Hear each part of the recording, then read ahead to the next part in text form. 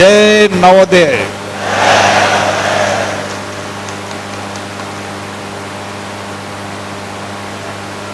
Navodaya family world wide group के सभी मेरे नवोदय परिवार के सदस्यगण, इस संस्था के संस्थापक अध्यक्ष सीताराम नारनोलिया जी, मंच में विराजे गुजरात बड़ौदा के हमारे लोकसभा के माननीय सदस्य श्री हेमंत जोशी जी, विवेक तिवारी जी,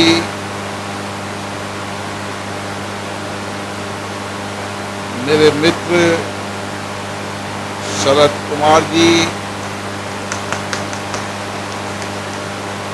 और परिवार के सभी सदस्य जो देश के अलग अलग राज्यों और गांव ढांचे से हैं। मेरे 30 साल के राजनीति जीवन में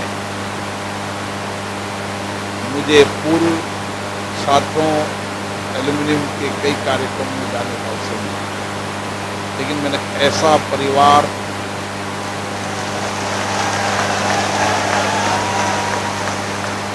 जिसमें आपस में इतनी प्रतिबद्धता है, इतना सामंजस्य है, इतनी एकता है, इतनी सामूहिकता है और इतनी देशभक्ति मैंने किसी परिवार में नहीं देखी।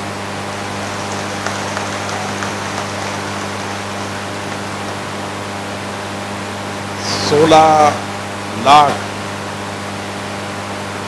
पूर्व विद्यार्थियों का ये संगठन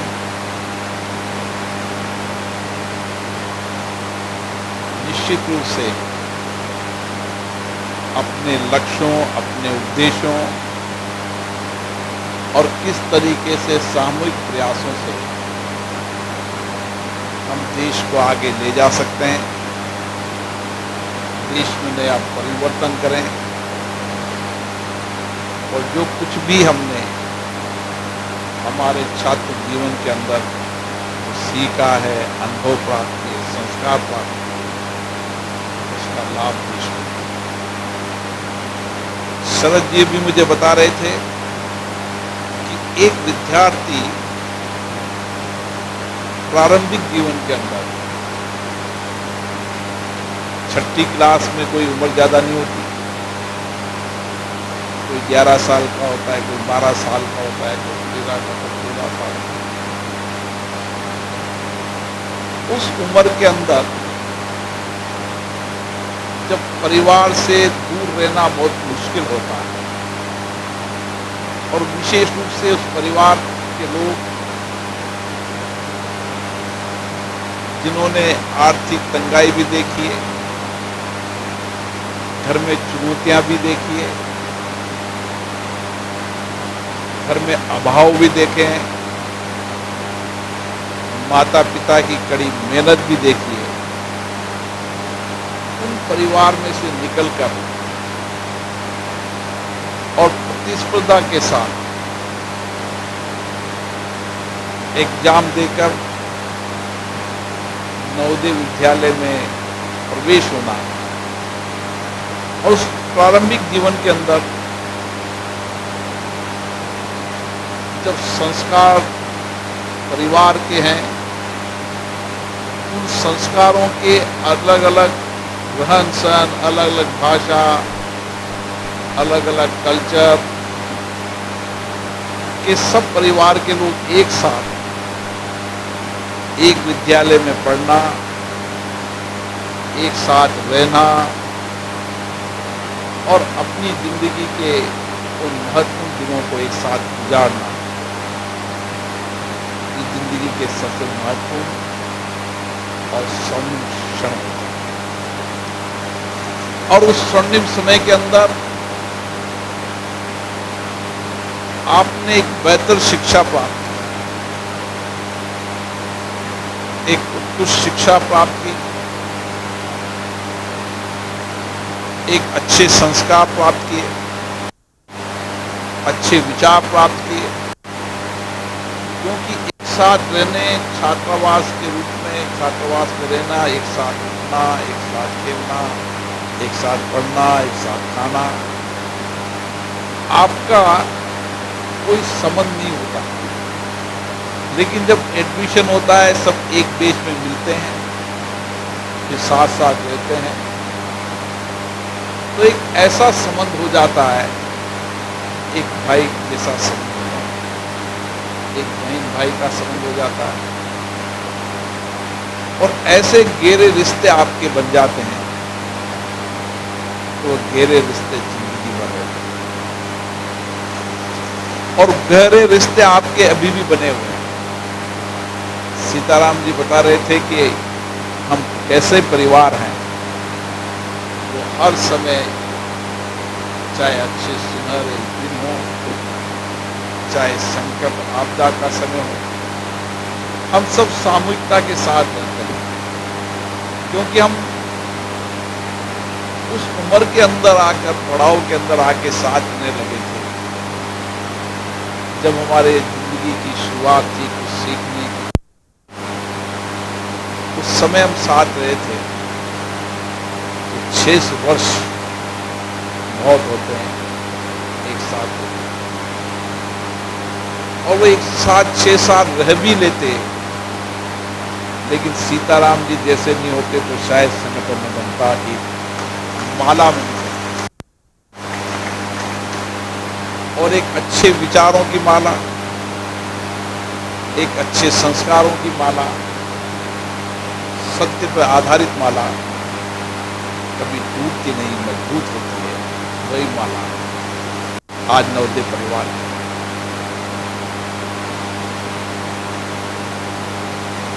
आज अंतर्राष्ट्रीय लोकतंत्र दिवस की, उसकी भी मैं आपको शुभकामनाएं देता हूं, बधाई देता हूं। और हम गर्व से कह सकते हैं कि दुनिया के अंदर सबसे बड़ा और मजबूत लोकतंत्र है तो भारत।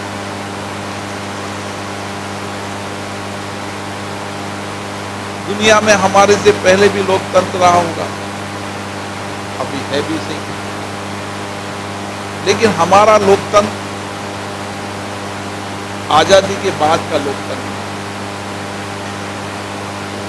हमारा लोकतंत्र दुनिया का सबसे प्राचीनतम लोकतंत्र और गहरे रिश्ते का लोकतंत्र, जो लोकतंत्र में नवोदय परिवार में देख रहा हूं। ऐसा ही लोकतंत्र हमारा प्राचीनतम लोकतंत्र, जहां पर एक परिवार में रहते थे, एक गांव में बैठकर सामूहिक निर्णय होते थे, बड़ी पंचायत हो तो पंचायत में निर्णय होते थे, नगर होते थे नगर में निर्णय होते थे, न थाने थे न अदालतें थी, तो बैठकर गांव निर्णय करता था, उस निर्णय को मानते थे, और वो निर्णय सत्य पे भी होता था, और निर्णय करने वालों के प्रति कभी प्रश्न नहीं करते। ये हमारे लोकतंत्र की नींव है। आजादी के बाद हमारे आजादी के लड़ने वाले उन लोगों ने, जिन्होंने बड़ी कुर्बानियां दी, बलिदान दिया, आजाद होगा न होगा उनको पता नहीं था, लेकिन एक लड़ाई लड़ी और इस मिशन के साथ लड़ी, देश के लड़ी कि मुझे मेरे कर्तव्य को, दायित्व को निभाना है। मैं आजादी देख न तो मेरी पीढ़ी आजादी को देखे, इस संकल्प के साथ लड़ाई लड़ी और आजादी। और आजादी के बाद भी दुनिया के अंदर आप अध्ययन करने वाले, दुनिया भारतीय के देश है, या डेमोक्रेसी के बाद सबको एक करना वो बड़ी चुनौती थी। अलग अलग भाषा, अलग अलग बोली, अलग अलग वेशभूषा, अलग अलग सिस्टम, अलग अलग धर्म, लेकिन हमारा देश आजाद हुआ। और आजादी के बाद हमारे लोकतंत्र की ताकत इतनी मजबूत है कि आज दुनिया में भारत एक ऐसा देश है जहां पंचायत से लेकर जनप्रतिनिधि जाते हैं और वो सरकार। मैं ये बात इसलिए कह रहा हूं कि आप भी एक परिवार की तरह यहां पर एक साथ आए, और जो उत्साह में आपने देखा, जो उमंग आपने देखी, जो कुछ बदलने की आकांक्षाएं आपने देखी, मुझे खुशी होती है कि आप जैसे लोगों के कारण हम लोकतंत्र को भी मजबूत कर पाएंगे और लोकतंत्र की बुनियाद को भी प्रभावी तरह से चलाने में हमारी जिम्मेदारी है। क्योंकि अब आजादी के 75 साल हमें कहीं न कहीं विचार करने की आवश्यकता है, केवल एक मतदाता के रूप में नहीं। हमारे लोकतंत्र को पारदर्शिता, जवाबदेही, ईमानदार बनाना है तो समाज के हर व्यक्ति को लोकतांत्रिक व्यवस्था में भागीदारी करनी है। हमारे डेमोक्रेसी के अंदर पारदर्शिता, जवाबदेही लाने के लिए आवश्यकता है कि समाज का हर व्यक्ति हमारी लोकतांत्रिक प्रक्रिया का हिस्सा तो है, लेकिन लोकतंत्र के प्रति जवाबदेही तय करने के लिए भी उतनी सहजता, सजगता, सतर्कता यह हर देशवासी में आना चाहिए। और मुझे आशा है कि आप सब उस विद्यालय से पढ़े हुए हैं जिनमें अच्छे संस्कार मिले, अच्छी शिक्षा मिली है, अच्छे विचार मिले, जिसमें सीताराम जी ने कहा न कोई जाति का भेदभाव रहा, न धन का भेदभाव रहा, चाहे कोई पैसे वाले का एडमिशन हुआ, कोई गरीब का हुआ, कोई बहुत गरीब का हुआ, लेकिन सबको एक जैसा खाना, सबको एक जैसा रहना, सबको एक जैसी शिक्षा। ये जो हम समानता की बात करते हैं,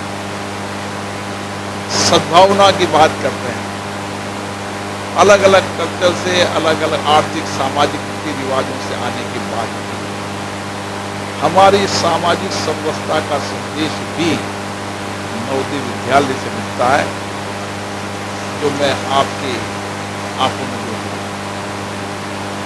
मुझे आशा है आप इसी तरीके से सामूहिकता के साथ मिलकर देश की, प्रदेश की जो चुनौतियां हैं, उन चुनौतियों के समाधान में सहयोग भी करेंगे। और किस तरीके से जो माननीय प्रधानमंत्री, हमारे प्रधानमंत्री ने कहा है कि 2047 तक हमें विकसित भारत बनाना है, उस विकसित भारत के सपनों को साकार करने में आपका सबसे बड़ा योगदान है। क्योंकि यहाँ से निकलने वाले विद्यार्थियों के विचार, संस्कार और संस्कृति ऐसी बनी एक समानता की, सामाजिक सद्भावना, जो कहते हैं कि नींव मजबूत होती है तो इमारत मजबूत होती है। आपके संस्कार ही ऐसे रहे कि आप समाज में जहां भी जाएंगे, जिस क्षेत्र में नेतृत्व करेंगे, वहां सामाजिक सद्भावना भी रहेगी, समानता भी रहेगी। इस संस्कार से पढ़ने वाले विद्यार्थी समाज को वैसा ही समाज देखना चाहेंगे और वैसा ही समाज देंगे। इसलिए आपके कंधों पर ज़्यादा जिम्मेदारी है इस देश के सामाजिक आर्थिक परिवर्तन। मुझे आशा है कि हम सब लोग सामूहिकता के साथ मिलकर चाहे प्रदेश और देश की हर चुनौतियों का समाधान बताएं। सरकारों में जवाबदेही तय हो, सरकारों में पारदर्शिता आए, सरकार में ईमानदारी आए, की सरकार की नीतियां, कार्यक्रम, योजनाओं में समाज के अंतिम जीवन में परिवर्तन करने का लाभ मिले, इन सब में भी हमारी कहीं न कहीं भागीदारी होनी चाहिए। जहां भी रहें, जिस क्षेत्र में भी रहें, हम समाज में नेतृत्व करें, हमारी जिम्मेदारी है। समाज के आर्थिक सामाजिक परिवर्तन करने की हमारी जिम्मेदारी है। इस देश और प्रदेश के आर्थिक सामाजिक बदलाव की हमारी जिम्मेदारी है। समाज के सबसे वंचित गरीब व्यक्ति के जीवन में, और मैं आपसे ये अपेक्षा करता हूं कि शिक्षा ही एक ऐसा माध्यम है जो व्यक्ति का निर्माण भी करता है और सामाजिक बदलाव भी करता है। अब हमारा प्रयास होना चाहिए समाज के अंतिम वंचित गरीब व्यक्ति के जीवन को बदलना। हम उनके जीवन को कैसे बदल सकते हैं, कैसे उनके जीवन के अंदर सामाजिक आर्थिक बदलाव ला सकते हैं। इसके लिए इतना बड़ा परिवार अगर ठीक से कार्य योजना बनाएगा, जो आप सबने सीखा है, अनुभव प्राप्त किए हैं, स्कूल में अनुभव प्राप्त किए, स्कूल के बाद अनुभव प्राप्त किए, उन अनुभवों का लाभ समाज को मिले और उस अनुभव के लाभ को समाज का मिले, इसकी जिम्मेदारी आपके हमारे सांसद महोदय की भी है, विधायक महोदय की भी है, पंच की भी है, सरपंच की भी है, जिला परिषद सदस्य की है। सबकी जिम्मेदारी है कि वह अपने अपने जिम्मेदार जनप्रतिनिधियों को समाज के जो अनुभव कर रहे हैं उनके इनपुट दें, ताकि वह अपने अपने शब्दों में समाज के वंचित गरीब व्यक्तियों की बात को रख सकें।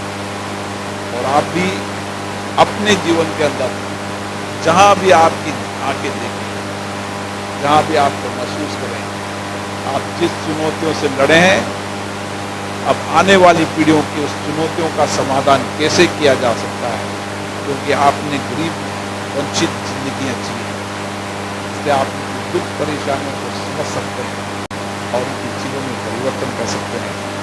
यही मेरी आपसे अपेक्षा है। पुनः नवोदय परिवार को बहुत बहुत साधुवाद देता हूँ। आपके बीच में आने में मुझे बहुत खुशी हुई और मैं आपके परिवार से निरंतर संपर्क में रहूँगा और आपकी जो बात है, आपकी जो आवाज़ है, उस आवाज़ में मैं भी आपके सहयोगी के रूप में काम कर सकूँ और जो आपने अनुभव समाज जीवन में प्राप्त करते हैं, उन सब अनुभवों का लाभ प्राप्त करते हुए कैसे सामाजिक आर्थिक परिवर्तन किए जा सकते हैं, सरकार की नीतियाँ, कार्यक्रम, योजनाओं को और कैसे बेहतर किया जा सकता है, शिक्षा में और किस तरीके से आमूल-चूल परिवर्तन किया जा सकता है, ताकि सबसे गरीब व्यक्ति को भी अच्छी शिक्षा मिले, उच्च शिक्षा मिले, अच्छे संस्कार मिले, अच्छे विचार मिले, ताकि हम आने वाली पीढ़ी को देश का जो सबसे स्वर्णिम काल हमारा है उसमें नेतृत्व कर सके। और मैं आपको विश्वास के साथ कह दूँ, दुनिया के अंदर आने वाले समय के अंदर भारत का नौजवान ही नेतृत्व करेगा। दुनिया के अंदर नौजवान आबादी की संख्या कम होती जा रही है। कौशल और कुशलता की ताकत कमजोर होती जा रही है। हमारे पास नौजवान भी है, कौशल कुशलता भी है, नए इनोवेशन, नई सोच, नए चिंतन करने का सामर्थ्य भी है। हमारा नौजवान बुद्धिमान भी है, कड़ी मेहनत करने वाला भी है और इसीलिए टेक्नोलॉजी का उपयोग करने की सामर्थ्य भी रखता है। आने वाले समय में दुनिया में भारत नेतृत्व करेगा। तो आप जैसे नौजवानों के कारण आप सबको बहुत बहुत धन्यवाद और नवोदय परिवार को विशेष रूप से बहुत बहुत धन्यवाद देता हूँ और सीताराम जी को विशेष रूप से जिनके आग्रह से मैं आया, मेरे मित्र सर जी को भी बहुत बहुत धन्यवाद देता हूँ। जय हिंद।